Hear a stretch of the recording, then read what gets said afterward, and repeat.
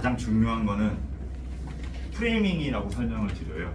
그래서 어떻게 어디서부터 어디까지 찍을 건지, 그리고 무엇을 담을 건지, 어떤 걸 담을 건지. 그래서 사진은 이제 제가 한 말은 아니고 이제 유명한 사진 작가들이 하는 말 중에서 사진은 빼기 예술이라고 하거든요. 미술인 경우는 내가 생각을 통과하지 않으면 손이 안 움직이죠. 그렇죠? 그렇기 때문에 오히려 많은 그림을 표현했을 때, 그렇죠? 그리고 상상할 수 없는 현실에 존재하는 걸 그려낼수록 대단한 예술가로 칭송을 받아요. 근데 사진은 정반대예요. 내가 의도하지 않고 생각 없이 찍으면 다 들어가요. 그렇죠? 그래서 반대로 사진은 다 빼내야 돼. 내가 어떻게든 움직여서, 그렇죠? 발로, 그렇죠? 발로 열심히 뛰고 저기 올라가고, 그렇죠? 날씨를 보면서. 예. 그래서 언제 지금 간존지 만존지, 그렇죠? 강의가 계산해서 해가 어느 쪽에 뜰 건지, 그렇죠? 태풍이 동쪽으로 오는지 서쪽으로 오는지 거기에 따라 날씨가 다르거든요. 예. 정말 속상한 얘기지만 이제 가끔 그런 경우가 있어요. 예. 이제 태풍이 일본 쪽으로 가서 이렇게 신나는 건 아니고, 태풍이 일본 쪽으로 가면 이제 사진 작가들은 다 서쪽으로 뛰어가요. 예. 그럼 구름이 쫙 빠져서 서쪽 하늘에 구름이 없어요. 그럼 어떻게 될까요? 붉은 노을을 볼 수 있어요. 예. 아주 타오르는 붉은 노을을 볼 수 있어요. 예. 왜냐면 우리 눈에 붉게 보이는 이유는 뭐냐면, 우리 그 건물을 이렇게 그릴 때 보면 한라산이 아주 선명해 보이죠. 그래서 한라산 뒤에 건물이 있고 한라산이 뒤에 있고 이렇게 풍경을 그려요. 근데 사진으로 딱 찍어보면 흐릿하죠. 그게 먼지 때문에 그래요. 그래서 실제로 제대로 된 반사, 아까 제가 말씀드린 제가 반사율이라고 말씀드린 것처럼 우리가 사진에 남는 건 반사된 빛을 찍는 거거든요. 반사된 빛이 여기까지 오질 못해요, 제대로. 반면에 모든 구름이 동쪽으로 다 쓸려갔잖아요. 그렇죠? 그럼 서쪽 하늘은 아주 맑겠죠. 그러면 바다로 들어가는, 해수면으로 들어가는 태양을 찍을 수가 있어요. 네. 그럼 또 반대겠죠. 중국으로 태풍이 갈 때 그러면 일출을 찍으러 가는 거예요. 네. 그렇죠. 그리고 이제 강원도나 철원 위쪽, 속초 위쪽으로 해서 태풍이 있고 부산 밑으로는 태풍이 없을 때, 그런 때는 성산일출봉 달려가요. 그러면 아까 살짝 보여드린 사진 중에 제가 나중에 보여드릴게요. 구름을 뚫고 태양이 나와요. 위에는 흐린데 여기 위만 흐린 거예요. 그쵸? 근데 저 멀리는 맑은 거죠. 그쵸? 그래서 태양이 보여요. 그쵸? 일출이 보이는 거예요. 그런 때 정말 다양한 발색이 섞이면서 화려한 색이 나오는 거죠. 그쵸? 자, 그래서 제가 말씀드린 건 프레이밍이에요. 프레이밍.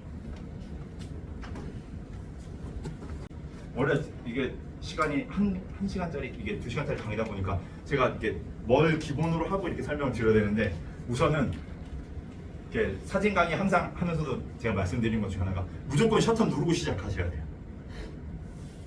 귀찮아요. 다시 뭘 만지려고 하면 안 만져져요. 그러니까 무조건 발이 멈췄잖아요. 눈이 갔잖아요. 그럼 누르세요. 우선 사진 한 장 찍고 그 다음에 생각하세요. 어떻게 구도를 잡을지. 그러고 나보면 첫 번째 찍은 사진이 제일 뭔가 나의 시선을 끌고, 정리하고 뭐를 떠나서 우선은 괜찮은 뭔가가 있기 때문에 그게 찍힌 거거든요. 예. 그래서 사진 구도를 설명을 드릴게요. 이렇게 너무 이렇게 말로만 설명하면 잘 이해가 안 되시니까 여기 불 하나만 더 꺼도 괜찮으니까. 예. 여기 보시면 우도 들어가는 길을 제가 사진을 찍은 거예요. 그래서 여기 성산일출봉이 있고, 그렇죠? 배가 있고, 바다 위에 있는 거예요. 그러니까 나는 배 위에 있는 거죠.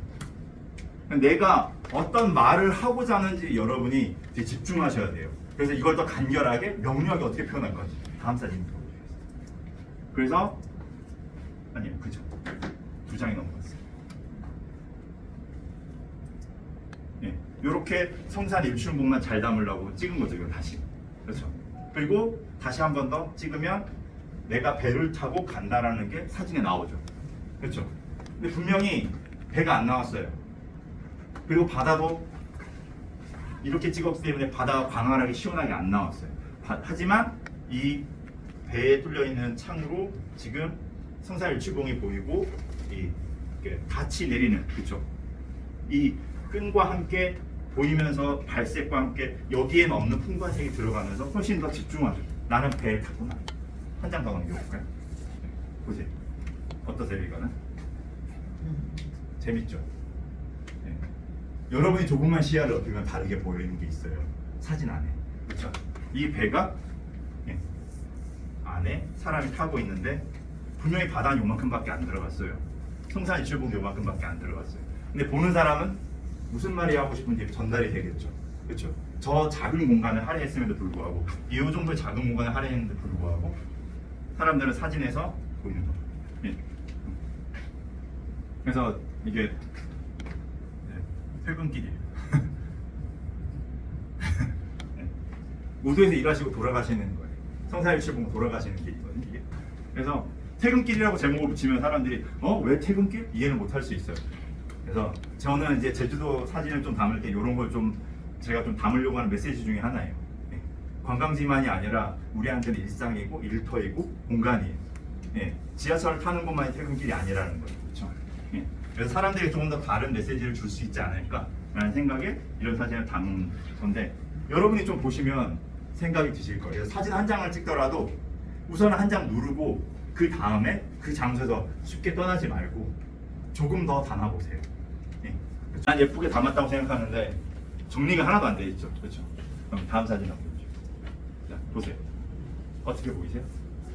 훨씬 깔끔하죠. 그렇죠? 내가 앞에 있는 꽃 하나에만 집중을 한 거예요. 뒤에는 다 배경. 그렇죠? 그리고 등이 이렇게 포인트를 줘서 여기 공간이 입체적인 공간으로 가고 있다는 것을 여기에 소실점을 두고 이렇게 공간을 만들어줘요. 그렇죠? 그래서 공간도 입체적으로 나오고 이 공간이 넓다라는 공간을 주면서 꽃에 집중할 수 있게끔 위치를 놓은 거죠. 그렇죠? 이런 것도 하나의 이건 별첨할 차원으로 넣어드린 거예요. 사진. 특이하죠? 네. 다들 이 공간에서 꽃만 볼 거예요. 다 꽃만 보겠죠. 꽃만 있으니까. 근데 이런 화면이 이게 되게 지루한데라고 생각할 수 있는데 제가 1년 넘게 제 핸드폰 바탕화면으로 쓰고 있는 사진이에요. 예. 되게 무난해요. 훨씬 더 여러분이 인스타그램이라든지 혹은 블로그라든지 이런 데 올렸을 때 의외로 조회수가 높을 거예요. 이런 사진이 스낵이에요. 예. 아주 가볍게 소모되는 사진이에요.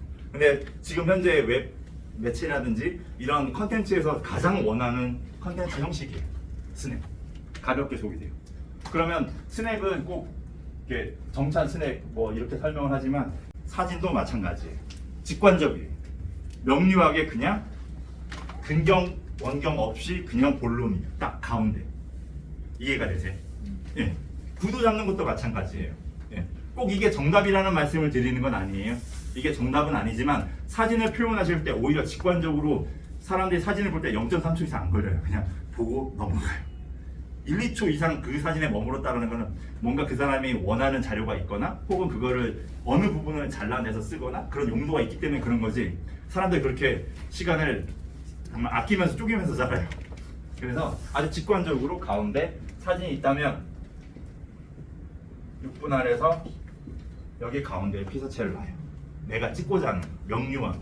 그게 스낵. 그렇죠. 그럼 정차는 그릇이 있어야겠죠. 그렇죠. 그럼 접시가 있어야겠죠. 이런 받침을 아까랑 다르죠. 아까 꽃은 어땠어요? 바로 꽃이 맨 앞에 나왔어요. 그렇죠. 그냥 꽃이 잘렸죠. 그러면은 어르신들이 보고 불편해하세요. 손목 잘려도 싫어하시고 발목 잘려도 싫어하시고 그렇죠. 머리 잘려도 싫어해요. 헤드룸이라고 하거든요. 인물사진 찍을 때 머리 위에 공간이 부족하면 되게 불편해하세요. 그렇죠. 이게 정찬과 스낵의 차이라고 보시면 쉬우실 거예요. 그렇죠. 여기 불 한번 좀 꺼주실 수 있을까요? 죄송합니다. 번거롭게. 꽃이 훨씬 잘 보이시죠? 아까 사진이랑 다르죠? 훨씬 더 여유 있게 꽃이 여기 분할에 6분할 돼요. 네.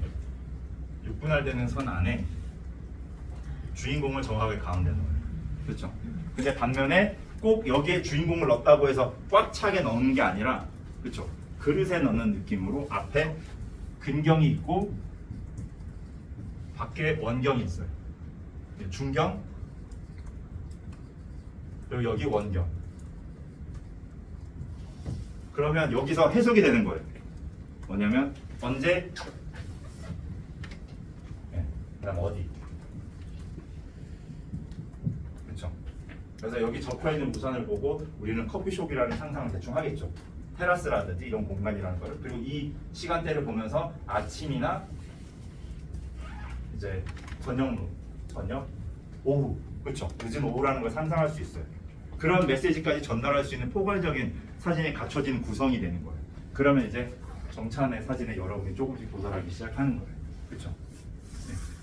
처음부터 이런 훈련이 되신 분은 정말 대단하신 분이에요. 그냥 그렇게 가셔도 좋아요.